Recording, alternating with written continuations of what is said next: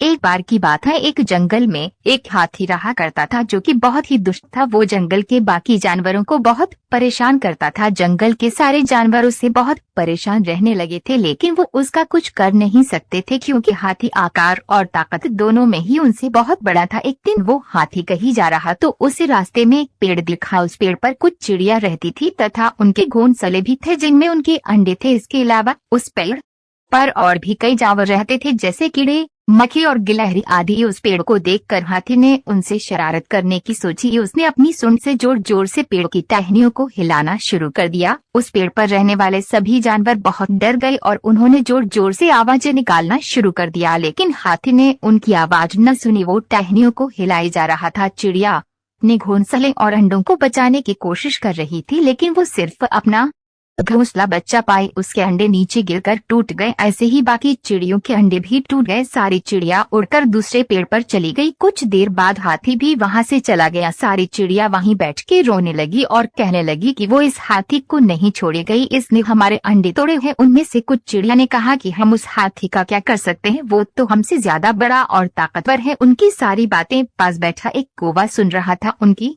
बातें सुनकर कौवे ने उनसे कहा कि यदि तुम उस हाथी को सबक सिखाना चाहती हो तो मैं तुम्हारी मदद कर सकता हूँ। उसने कहा कि इस हाथी ने उसको और उसके दोस्तों को भी बहुत तंग किया है, वो भी इससे बदला लेना चाहता है। तब सभी चिड़ियों ने उससे कहा कि हम उसका क्या कर सकते हैं। तब कौवे ने कहा कि एकता में बल होता है।